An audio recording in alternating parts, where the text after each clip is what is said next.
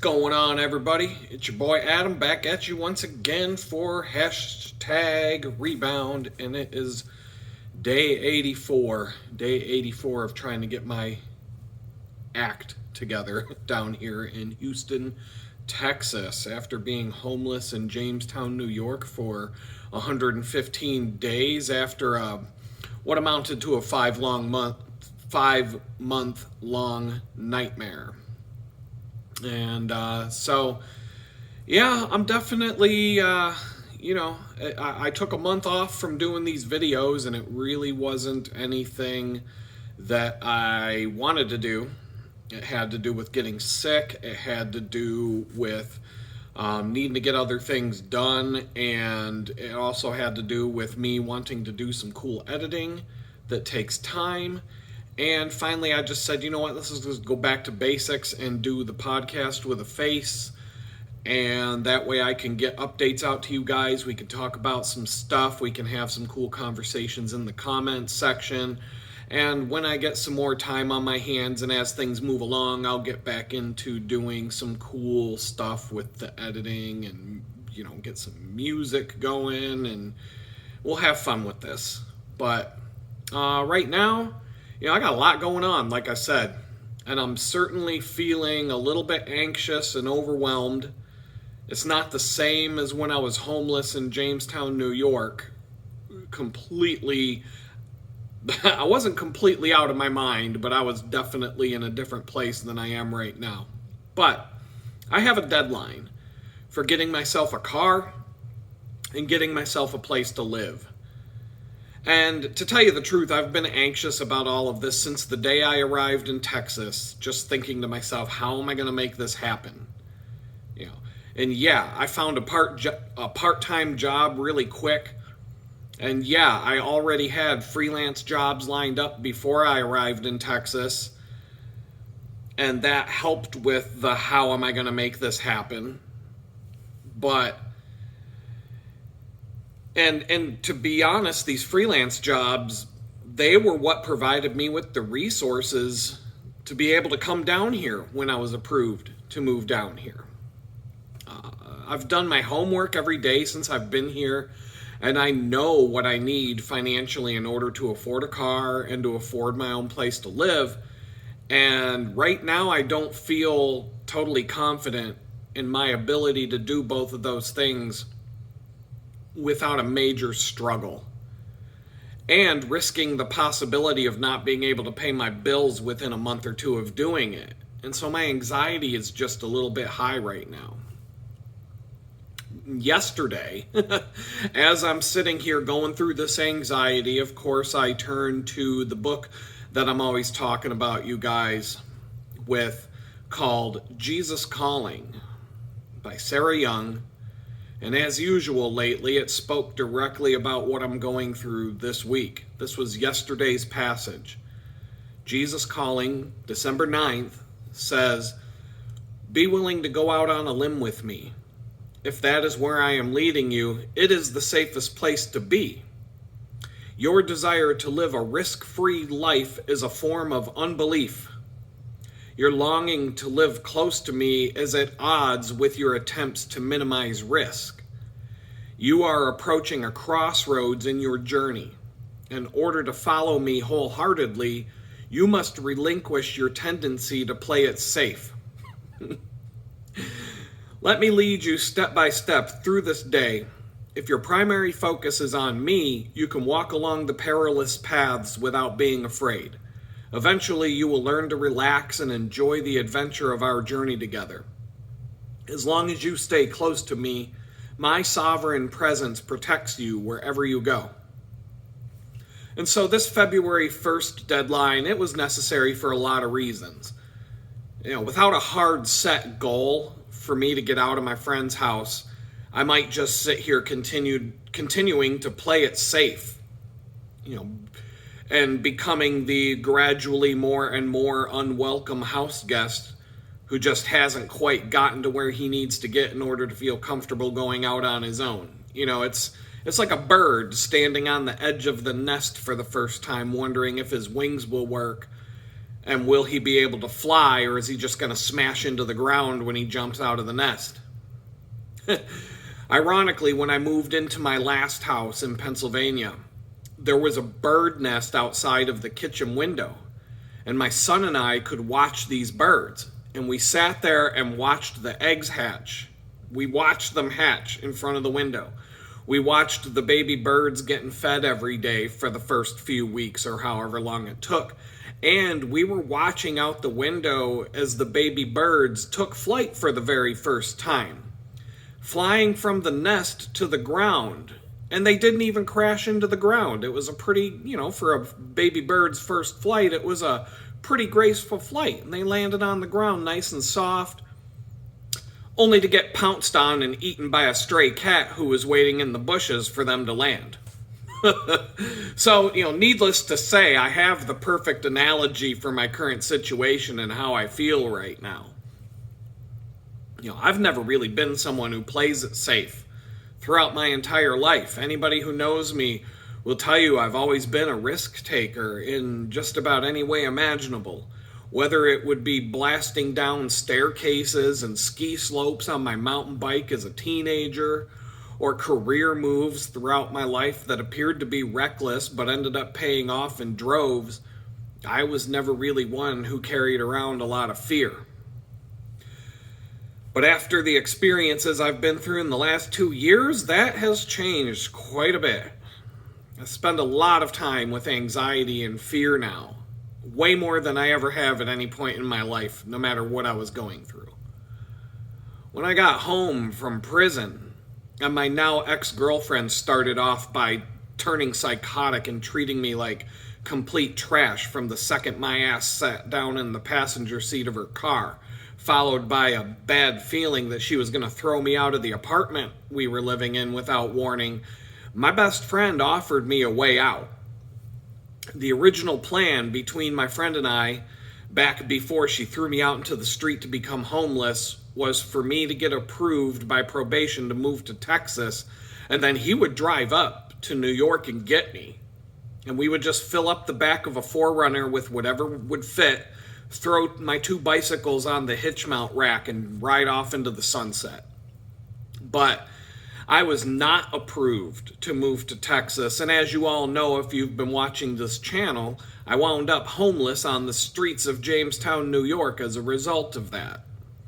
And so long story short, the government decided to change their tune when they realized that allowing a guy who just got released from prison to wander the streets homeless, when he has an option for a place to stay, it might not be a good look for them. They changed their mind and allowed me to move to Texas, albeit more than 3 months after I wound up homeless. But eventually they said, okay, you can move. And in the meantime, circumstances had changed, and my friend, he really couldn't afford the cost and the time to come up to New York anymore to get me. And so we were trying to think of alternative ideas. I had very little money, and he wanted to help financially for me to get down there, but we were talking about like a plane or a bus ticket or an economy rental car, none of which would allow me to get here with my possessions that I wanted to bring. Maybe a bag or 2, but nothing that's really going to help me when I find my own place. I'm going to be sleeping on the bare floor using that bag as a pillow at that point. But then August 27th, that was the day when the probation office called me to let me know that I was approved to move down to Texas, and I could take off and leave anytime I want to come down here. And I'm working on some invoices and proposals today for my freelance business, and as a result, I had to go through some of the existing ones, and I had to look up some things, and so I'm acquainted with the dates of which everything happened in this process. And my very first proposal that got accepted for my freelance business happened on August 28th, one day after being approved to move to Texas. So within 1 day of being approved to move down here to Texas, I had the money in hand that I needed to make it happen. And I no longer needed financial assistance from anyone anyone, including my friend, to be able to get down here.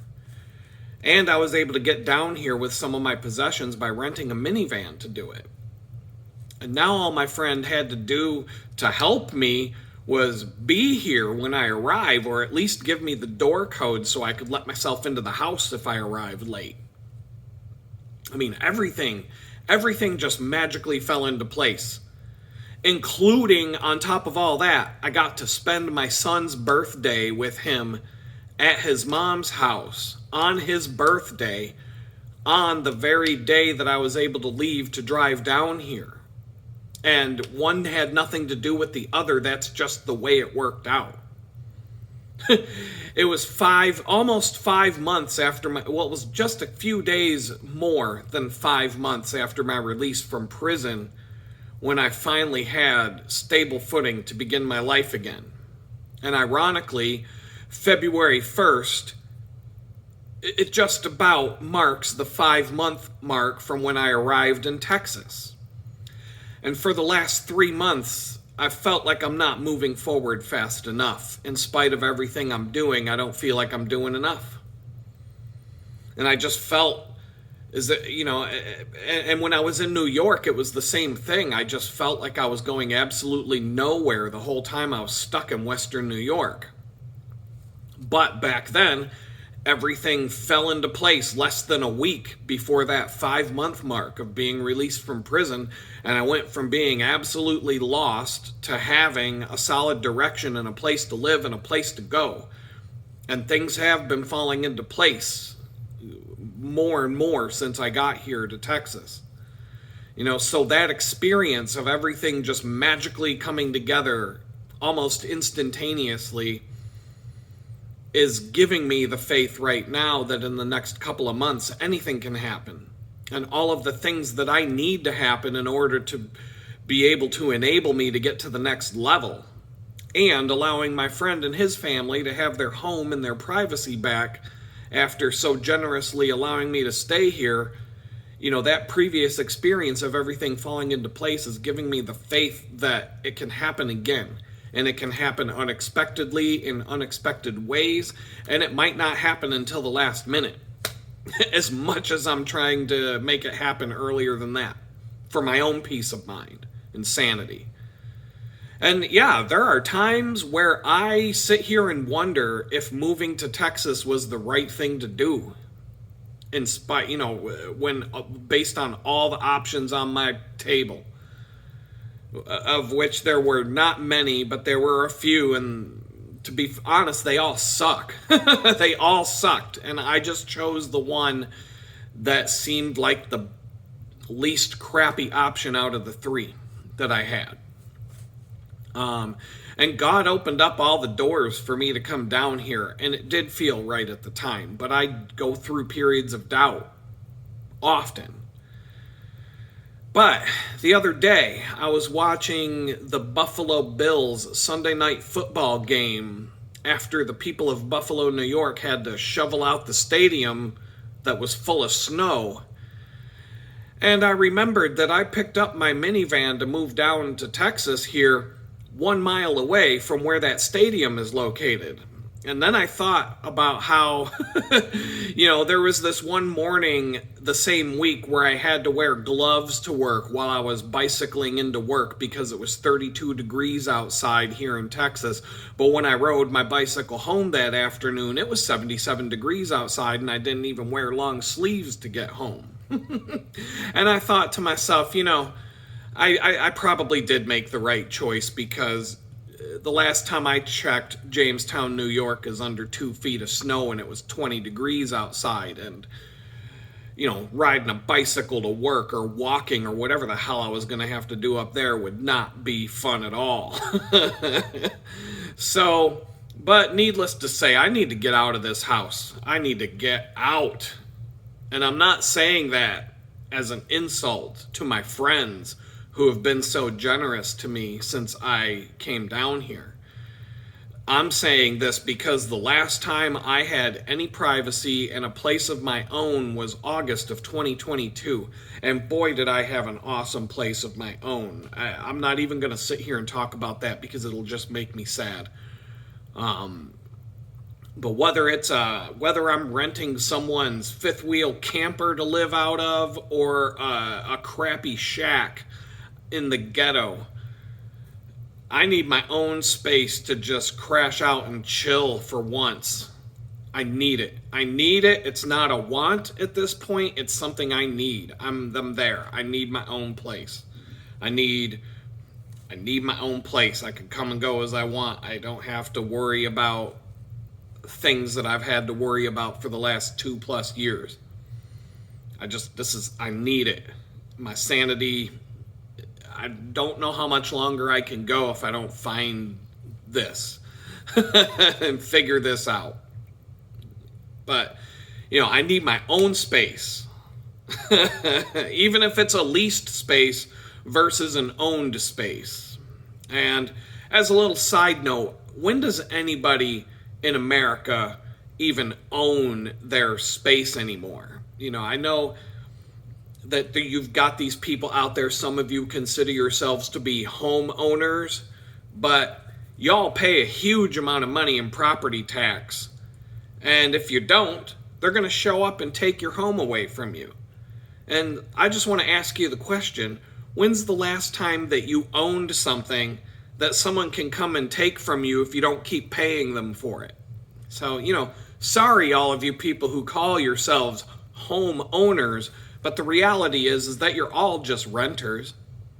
Some of you don't need as much permission from your landlord to make modifications to the homes that you rent, but every single one of you need permission from the owner of your property before you can do much of anything. And even if you live in a non-zoned, permit-free, unrestricted, no HOA piece of land, you've still got the EPA and the environmental department and the government that are going to show up and be up your ass if you do something on your so-called unrestricted land that is restricted for you to do to it. So anyway, I'm here and things are moving along. I have some promising prospects in various places.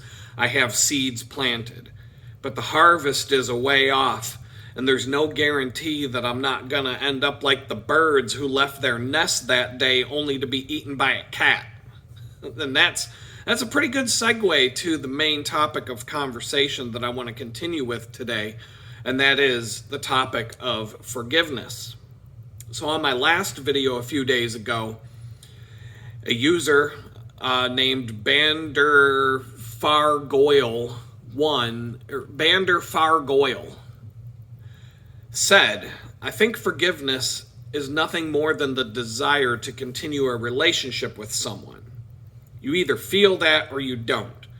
Perhaps God will awaken within you the desire to move back to Jamestown and resume your old relationship. Not likely, but we are talking miracles here. But short of that, can you really claim to have forgiven someone you never want to see again?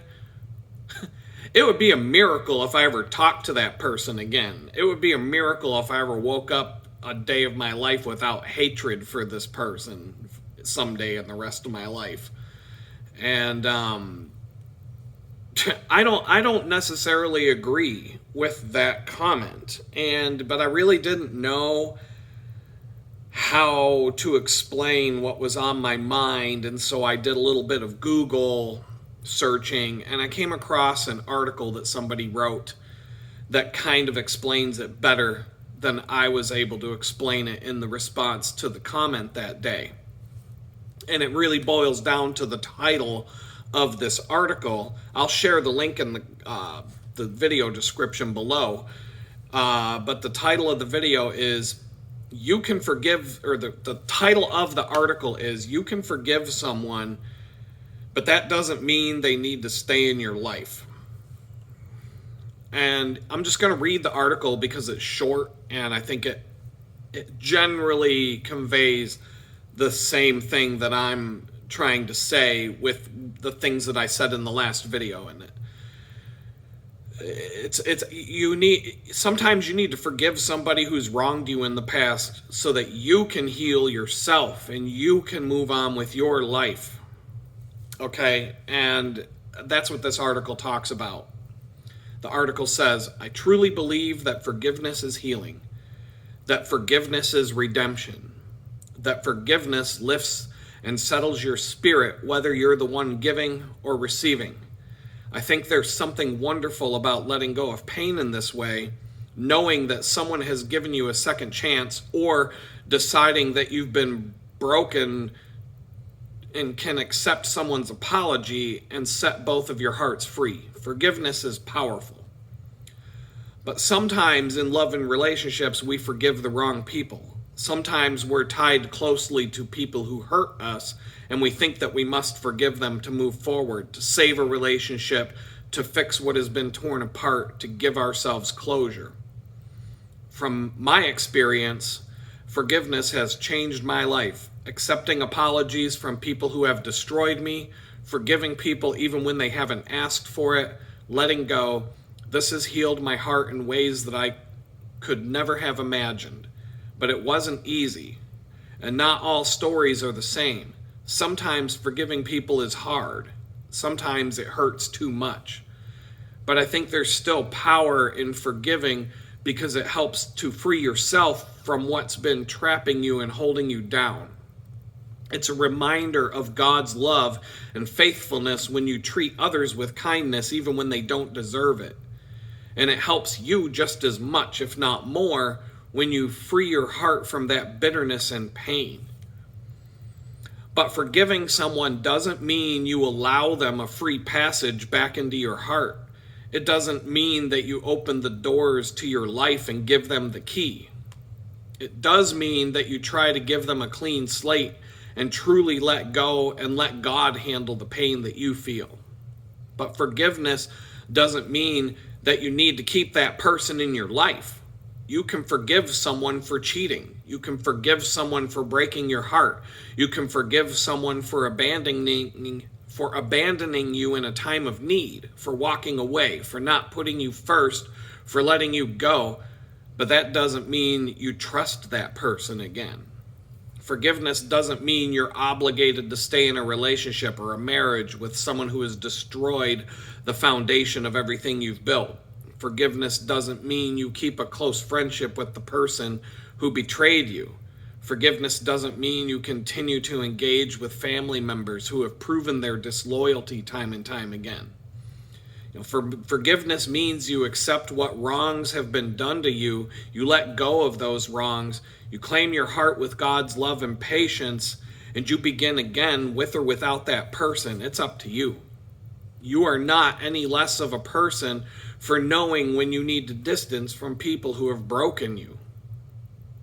You are not spiteful, hateful, bad, or evil for taking time to heal and removing yourself from a toxic relationship. You are not wrong for forgiving and leaving that person in your past. See, forgiveness is one of the most powerful forces on the planet, but it shouldn't be loosely given or received simply because the wrongdoer requests it. Forgiveness should come when the person who's been hurt has decided to heal, and the forgiver can decide to forgive, but then walk away rather than engage again. There's nothing wrong with that. Don't feel pressure to stay in a relationship with someone who has broken you. Do not feel that you have to continue with a person who has destroyed the very core of your being. There is a point when you are only hurting yourself to be with someone, and that's when you need to realize your worth. Forgiving is living like Christ. It's giving someone another chance. It's showing his love and mercy even when it's undeserved, but that's all you need to do. You don't need to stay with someone who has destroyed you, and God wouldn't want that kind of life for you. So please do not think forgiveness means you must stay. Please don't think that your life is rooted to a relationship that has been soiled by someone else's wrong choice.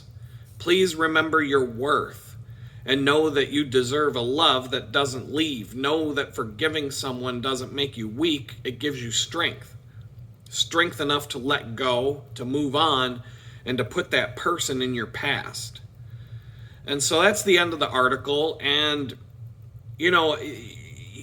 you don't even have to apply this way of thinking to like a close relationship or a marriage or a significant other situation where things went bad or you were betrayed or whatever happened. You can apply this to lesser evils, if you will. You know, think about the times that you had a friendship when you were younger, and maybe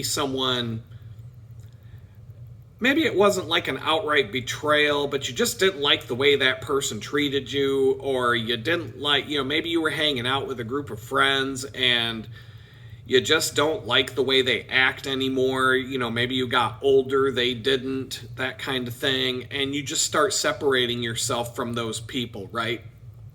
I mean, when I was 40 years old, when I was 20, 25, 30, between 25 and 30 years old, somewhere in that range, I had hundreds of friends. I could not walk the streets of Pittsburgh without running into 5 to 10 people that I know and would have to stop and have a conversation. And I was out partying all the time. You know, on the weekends when I didn't have my daughter with me, I was out at the clubs, out at the bars, the social scene, all of it, and always doing something. And in fact, if I wasn't out doing something on a Friday night when my kid was, you know, with her mom, I felt like I was missing out on something, right? And I'm hanging out with all these people and all this, you know, and a lot of people are doing a lot of stuff.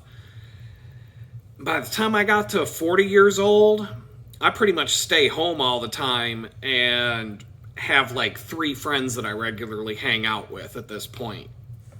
And, you know, there was no hatred of those people that I stopped hanging out with. There was no animosity. There may have been some beef about something.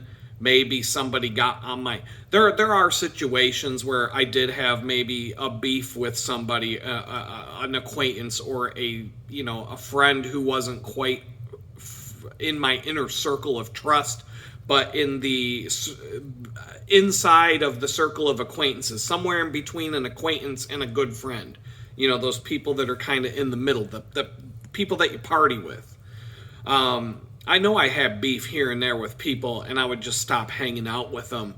But would I carry a grudge? No. Would I think about it? No. I would just go on with life and hope, you know, and I don't have any bad feelings about those people. And that's where I need to get with some of these people that have like really done me wrong. And I'm not just talking about the relationship in Jamestown. I'm going back to, I can go back to 2009 and I can name specific people, specific events, specific grudges that are deep, deep cuts, deep wounds that have never healed, that I dwell on, that, to be honest, I can't go a week without thinking about. These are the things that pop up in my head on a regular basis, and maybe not every single day, but they pop up over and over again. One example from 2009 is when I got fired from that job to go to the hospital for the birth of my son, and I bring it up over and over again in these videos because it was such a deep and profound experience. And I moved on from it. I found a better job. Things eventually worked out for the best, and I know I've told you the story of what happened to that company and how the CEO screwed everybody over who worked for that place in very harsh ways. And then she went on to ruin a bunch of other companies and do a lot of damage to a lot of people. And getting away from that horrible, toxic person was a really good thing in my life, yet I'm still holding a grudge. like how bad would life have been if I was still if I stayed with that company? Or the separation story would have been even worse than what I went through. But I still carry a grudge about it. And because the experience had a very profound effect on me in my life, and the way that it changed me into a completely different person. In so many ways I can't even describe. Some better, some worse. And so these are the kinds of things. There's friends. There's people I was really good friends with who I want nothing to do with ever again. very close friends that I could, if somebody called me and told me that they were sick and in the hospital, I wouldn't go visit them. And even if they're on their deathbed, I'd be like, good luck. I don't want to see you again. And I carry these thoughts around, and I carry these grudges around to this day. And, I think about my mother when she passed away. I remember my mom had this really good friend. They were tight. Whenever my mom would come to visit me in Pittsburgh, she brought this friend with her. And they were like peas and carrots, as Forrest Gump would say. And then, when my mom was dying, I asked about her, and my mom was like, fuck that bitch. I hate that fucking cunt, blah, blah, blah. She was just like, she went off. And she told me some things that went down. And then she said something about, yeah, the bitch sent me a fucking card, after I got sick, and she tried to get a hold of me, and I was like, I don't even want to talk to that fucking bitch ever again. And this was like someone that she was like best friends with for years. And my mom's on her deathbed, and this person tried reaching out to her. My mom's like, fuck you, I don't want to talk to you. And, and then my mom passed away. And so that happens. And I don't know. So I feel like I got to get to the point with some of these deeper wounds where I just gotta, I have to get these things to the place where it's like those old acquaintances that I used to hang out with that I stopped hanging out with because I just, either they did something or I didn't like the way they acted or whatever the case may be. I got to get to the point where these deeper wounds feel like that. They're just someone from the past. I don't think about them anymore. I don't give a fuck about what happens to them. Whatever. It's just something from the past. I don't wish anything bad on them, but I don't want anything to fucking do with them, and I don't want to hear about them. I don't give a shit. So that's where I need to get. Michael Friedberg, in response to the article and the response that I made on that original post that I'm replying to, he said, that's very interesting. I never thought about it that way. I can get to a point where I'm not angry with someone anymore, but I'm okay not seeing them either. Then there's real forgiveness, like when someone does something dumb that messes up, but I know it wasn't intentional, and you can say to yourself, well, I've made dumbass mistakes too. It's kind of nuanced, I've had that. My best friend that I'm living with right now, there's real forgiveness there. We both have done really dumb things, and we have had major beef with each other over the years. This dude that I'm living with right now, and I have had some serious beef multiple times. We still talk about it, and we laugh about it now. There definitely some of the beef was like, I'll never talk to that motherfucker again, and vice versa. But you get to the point where you're like, do I want to just throw away a really good friendship because because he did something stupid? I've done plenty of dumbass things myself, so I should just let it go and not ruin a good friendship over that. And my friend has said the same thing. He's like, yeah, I've done some pretty dumb things too. And,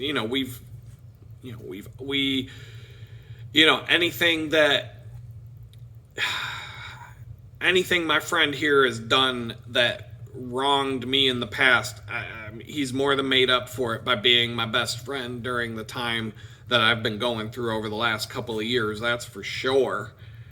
And hopefully...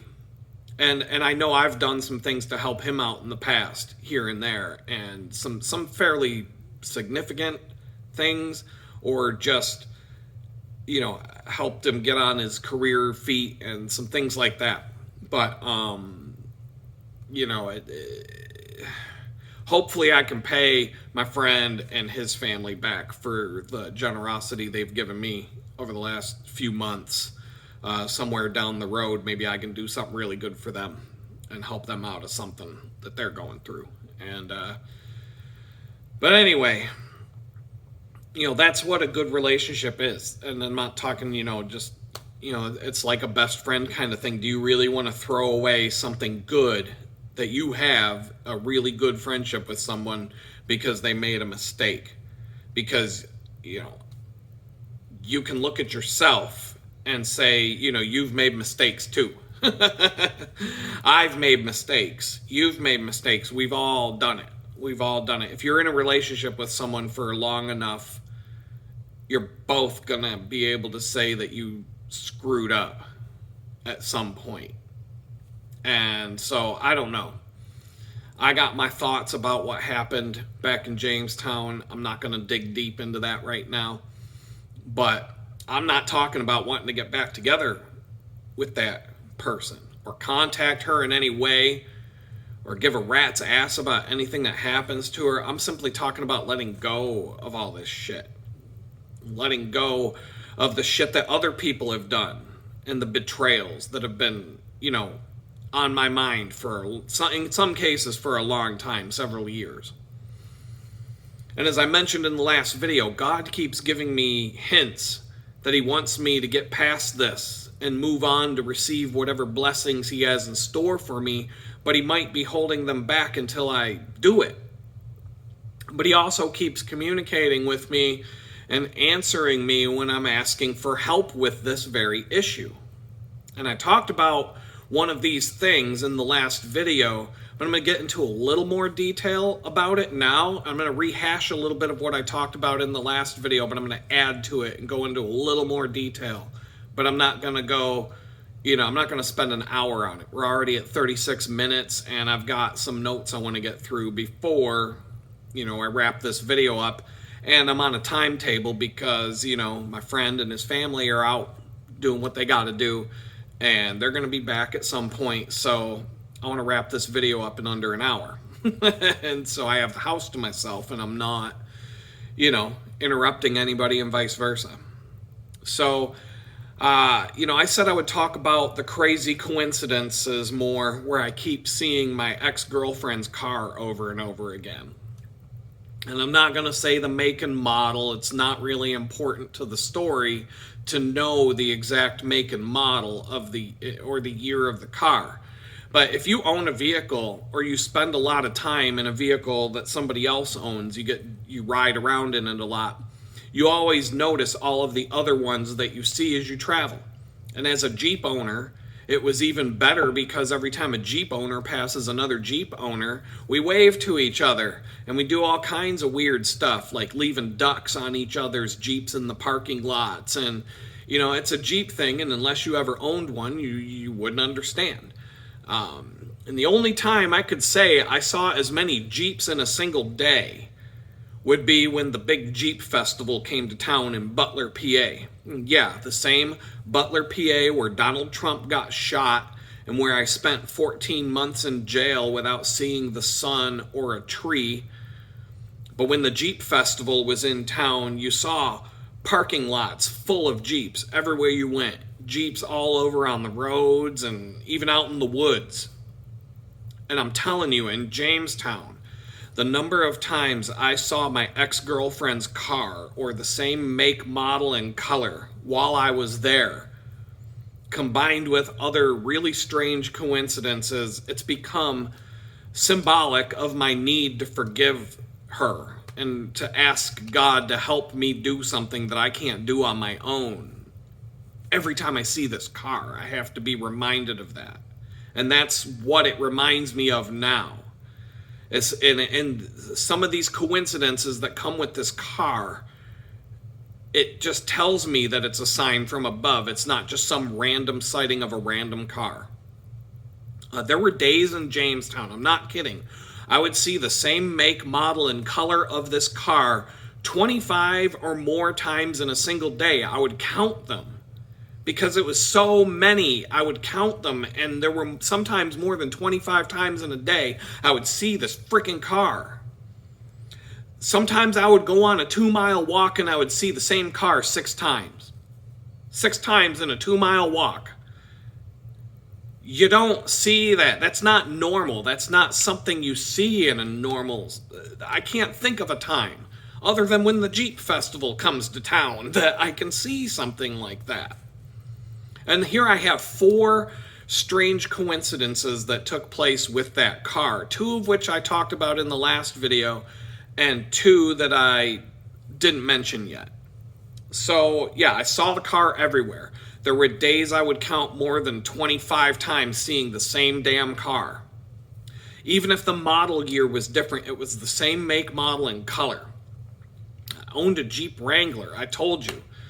More than once I've owned a Jeep, and I've owned other Jeeps, and we all wave to each other and all those things. And even so, the only time I could say I saw 25 Jeeps every day for a week was when this big Jeep festival came to town.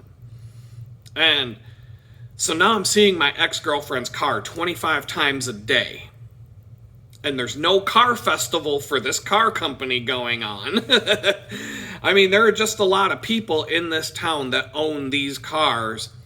And I think the weather is the biggest reason why. But 25 times a day? Come on. Come on. Across the street from the library in Jamestown, where I spent just about every day, there was a used car lot. And almost every day of the time that I was homeless in Jamestown, walking past this parking lot, they had the exact same car, same color, model year, and the same make as my ex-girlfriend's. It was the exact same car, the exact same year, the exact same model, color, and everything, sitting in the parking lot for sale. And I had to walk past this car every single day to and from the library. I saw this car 5 to 10 times a day, sitting in this parking lot for sale the entire summer. It was sitting there the whole summer, and I had to walk by it all the time. Another strange coincidence. Oh, there's a background story that goes with this first. Cruella DeVille. I was calling my ex Cruella something else. Had to do with the last name being similar to Cruella DeVille. So I was calling her Cruella. And so anybody who I was talking to after I got out of prison and was being treated like garbage every day, if I referenced the ex, it was by the name of Cruella instead of her actual name. That was the nickname that she had. And this was going on for a few weeks, and we had these neighbors that had a loud barking dog. And this dog would be outside barking at night sometimes. And she would get so mad about this dog.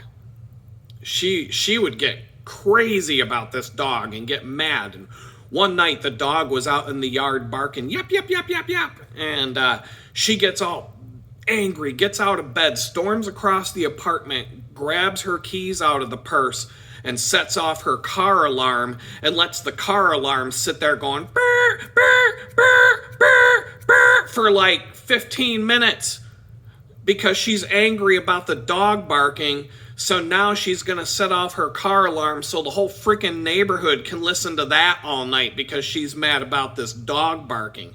And she's throwing these temper tantrums and all this crazy shit about that. And so I'm telling my friend the next day about the situation, about what Cruella did last night. And I'm like, all this bitch has to do is find 100 more dogs and she can make herself a fucking coat for the winter. It was bad. It was bad. But the point is, I was calling her Cruella from pretty much a couple days after I got out of prison till today, to this very day. Her name is Cruella. Her nickname will always be Cruella. And so, keep that in mind. I'm walking across a bridge in the city of Jamestown. I'm on my way to the Farm Fresh Foods grocery store to get myself a delicious sub for lunch. And as I'm walking across the bridge, boom, there's the car. the car. The exact same year, model, color, the identical same car. And I'm looking at it, and I'm like, no. And I couldn't tell. The driver didn't look like her, and I'm just like, ugh. I mean, right by me. I'm on the sidewalk, walking across this bridge. I turn around, and I see the car pull into this parking lot, and the store that the car pulled into, even, I was like, whoa. Like, that might actually be her based on the store that the car pulled into and some other thing. And I'm like, but I'm just like, whatever. I kept walking. I went to the grocery store. I got my sub. I sat there and I ate my sub, and I sat there for a long time. I sat there scrolling on my phone. I was just trying to kill time. I sat there for a really long time, a lot longer than I needed to eat. But I had to go back to the library and get some things done. And I wanted to take a different way back, but I couldn't because the way the roads are and stuff, I had to go back across this bridge. If I was going somewhere else, I could have gone another way, but to get to the library, I had to go back across this bridge. I go back across this bridge, and that car is still in this parking lot, and I'm like, oh man, I'm seeing it again. But this time, as I'm walking past, there's a woman loading stuff into the back seat of the car or in the trunk or something like that. And I'm too far away to see the details of who this person is, but I'm close enough to see that it's a woman who has the exact same hairdo as Cruella de Vil. And I'm not kidding. Like the black hair with the white thing in the middle. Like, go find a picture. Google images Cruella de Vil. This woman loading stuff into the exact same identical car as my ex-girlfriend Cruella used to drive, or is driving to this day for all I know.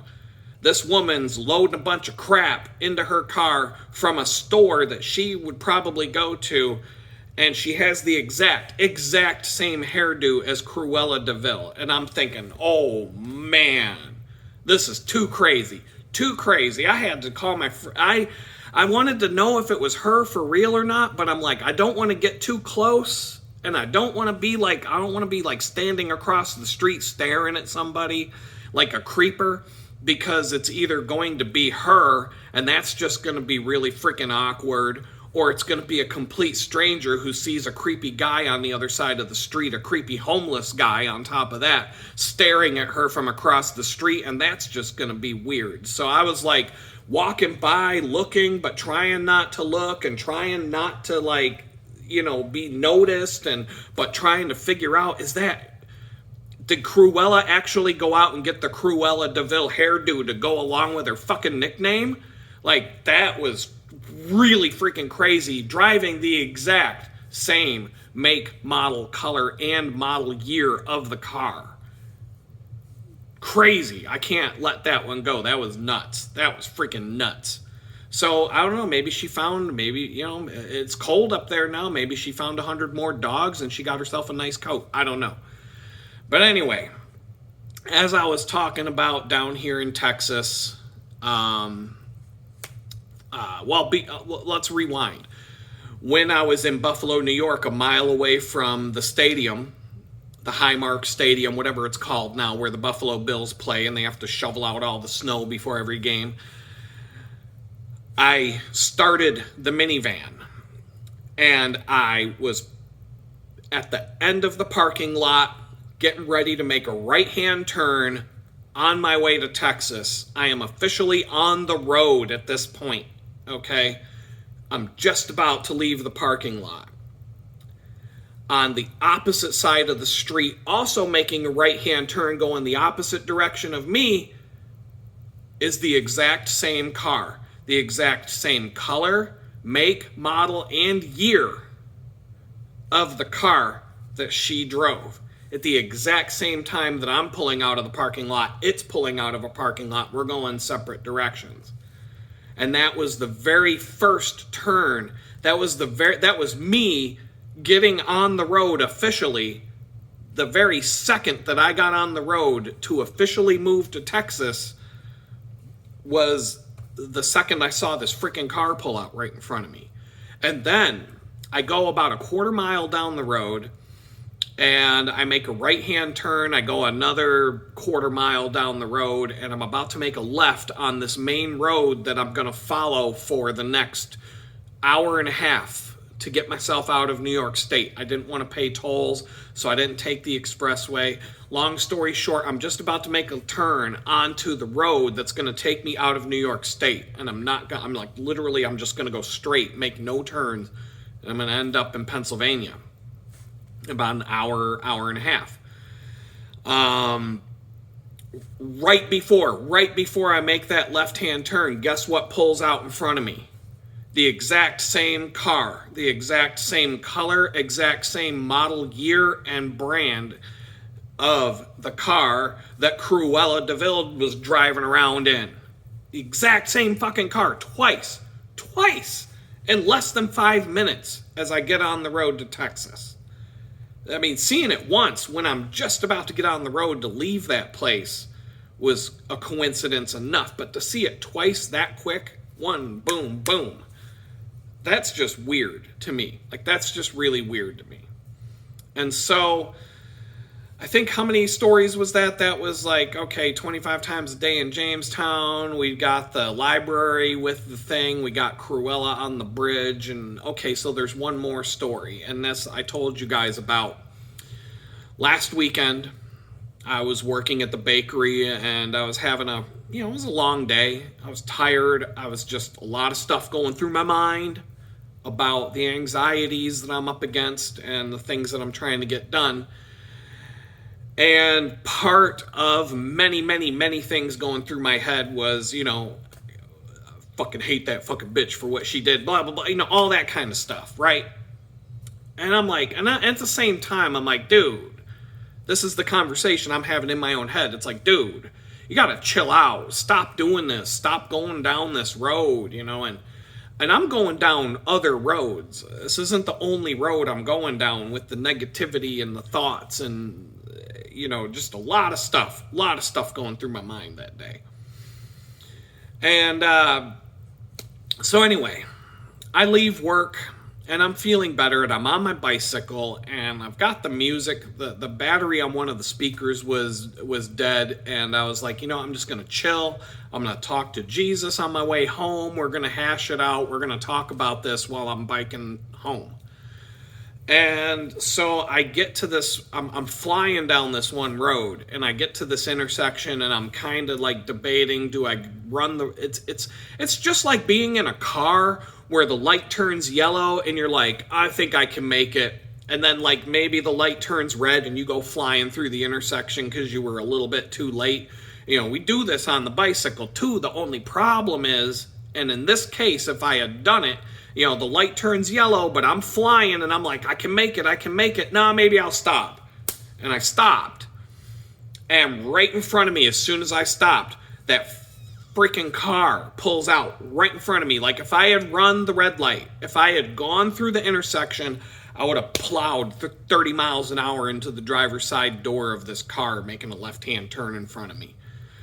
And it was the exact same year, model, make, and color of the X's car. But the ironic thing about that is, as I'm coming up to this red light, I'm having this conversation with Jesus, and I'm literally saying out loud, I'm like, Jesus, can you help me get past this?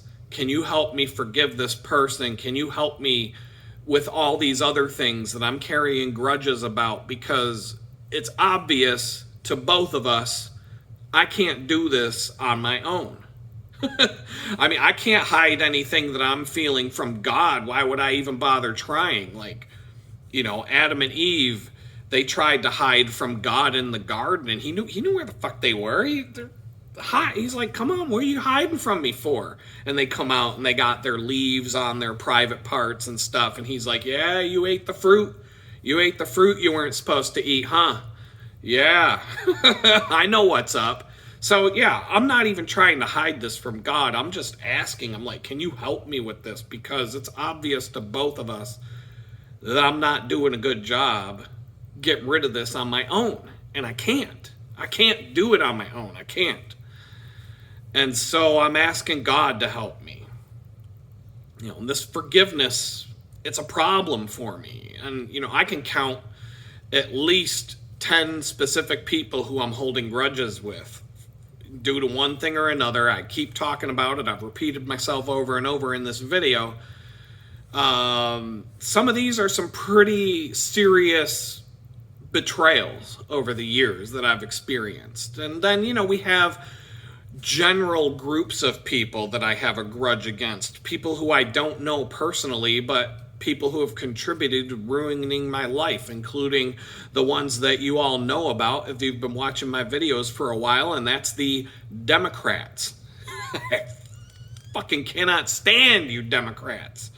I cannot stand you. I don't want anything to do with you. I truly despise you people. And honestly, I mean, there's millions of you. I don't know all of you, but I don't like any of you. I mean, we all know what happened when Trump won the election, and, you know, all the shenanigans going on with the House and the Senate elections. That, oh, is California, we're in, like, it's December 10th. Did California finally finish counting all the votes?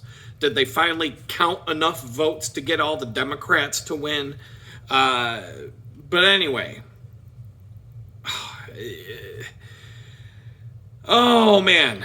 So, you know, and you've been watching, you know, these Democrats, they've been spending the last month throwing temper tantrums and crying fits all over the internet. And, you know, because Trump lost, and these girls are shaving their heads and all this other crazy nonsense, and screaming and yelling and crying online. And I enjoy every minute of it.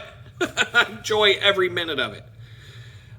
Except for the violent threats where a lot of them are threatening to kill Donald Trump and his supporters, and not because they're doing it, but because they get to do it with impunity.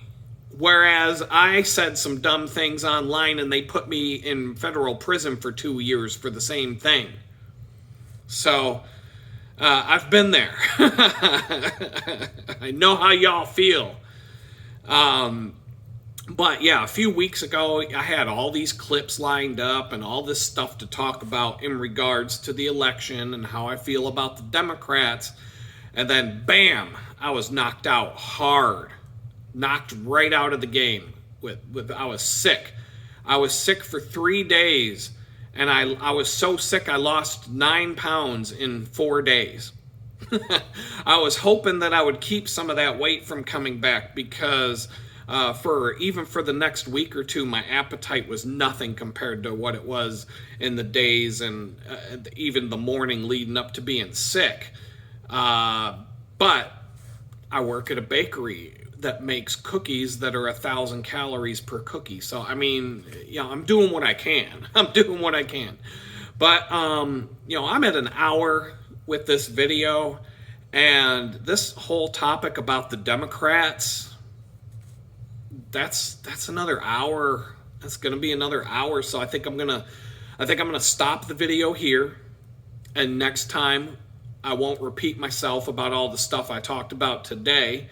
Maybe a little recap here and there, but we'll get into why I can't stand those people and the grudges that I'm carrying around for people that I've never even met in my life. You know, the 80 million people that voted for Joe Biden, 20 million of which disappeared in the last 4 years between that election and this election. I mean, hey, you know, at least the vaccines did something good for us. But I'm just going to leave it there. And before it gets to an hour, I'm going to hit the stop button. I'm going to tell you guys, go down into the description below. There's some links to click on if you want to support this channel. And that's the plug for today. And I hope that whatever y'all are getting into, I'm going to have to start saying that now that I'm getting my Texas driver's license. So y'all, whatever y'all are getting into, whatever y'all are getting into, hope y'all are able to make it all work out for y'all. And so with that, I'm going to let y'all go. Peace out.